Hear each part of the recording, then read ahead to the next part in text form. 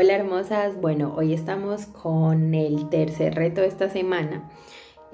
Ayer en la clase estuvimos viendo cuáles son esos estímulos que nosotros tenemos para empezar a, digamos, de alguna manera activar ese bucle que nos va llevando a la depresión, a la ansiedad. Entonces el ejercicio de hoy vamos a estar trabajando con la imagen que les mostré durante la clase, donde tenemos unos ejemplos de pensamiento, emoción, sensación y acción, o comportamiento o conducta. Entonces vimos que cada vez que yo tengo un pensamiento, cuando veo un estímulo, alguna acción o algo que pasa afuera, tengo un pensamiento y ese pensamiento inmediatamente me va a generar una emoción. Esa emoción me va a generar una sensación y esa sensación me va a generar una conducta, que puede ser una conducta positiva, pero en este caso nos vamos a hacer cargo de esas conductas que no están siendo también para nosotras.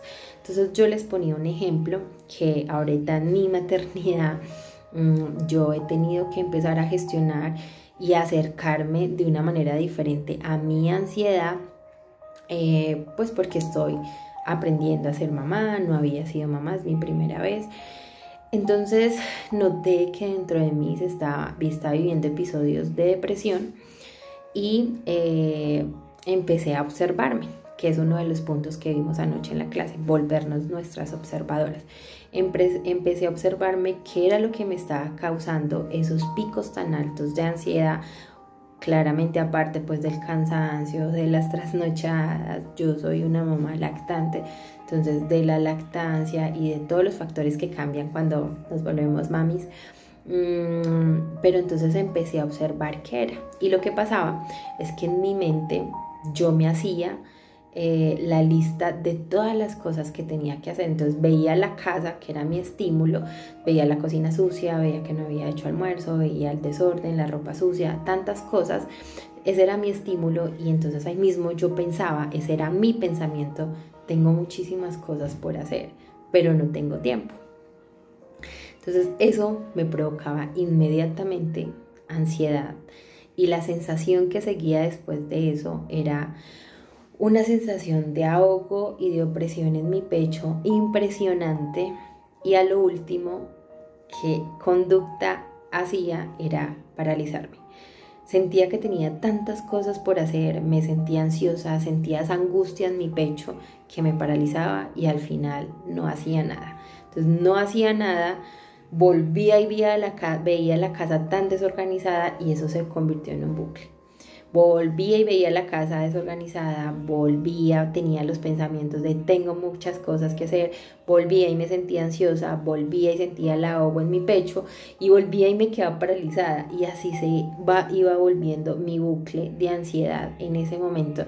Entonces la invitación es a que con los ejemplos que tuvimos en la clase y que están en el archivo de PDF, y con este ejemplo que yo te acabo de dar, es que te pongas unas gafas bien grandes para que te empieces a observar, para que empieces a ver, y allí empieces a ver y a descubrir cuáles son esas cosas que pasan en tu día a día que te hacen sentir de esa manera. No es simplemente una sensación en el cuerpo, no es simplemente una emoción, no es una conducta porque sí, hay algo de donde nació.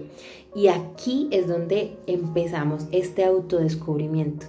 ¿Qué son esas cosas y esas acciones que yo estoy haciendo, que estoy interpretando, que me están conllevando a llegar a ese punto donde me estoy sintiendo de la manera que me estoy sintiendo? Yo me sentía con ese ahogo en el pecho, me sentía paralizada. Ese es mi caso, esa es mi historia, pero no sé cuál sea la tuya. Entonces quiero que te pongas las gafas más grandes y que te puedas observar con la lupa más grande y puedas empezar a ver. Ahí empezamos a descubrir. Cuando yo lo descubrí, empecé a desarrollar un plan donde yo decía de qué manera me puedo organizar, y pude haber hecho miles de planes. Pude haber creado miles de planes y decía así, así, así, hasta que de pronto con el tiempo me fui acomodando y lo fui logrando al punto de que hoy no me siento ansiosa cuando digo tengo muchas cosas por hacer.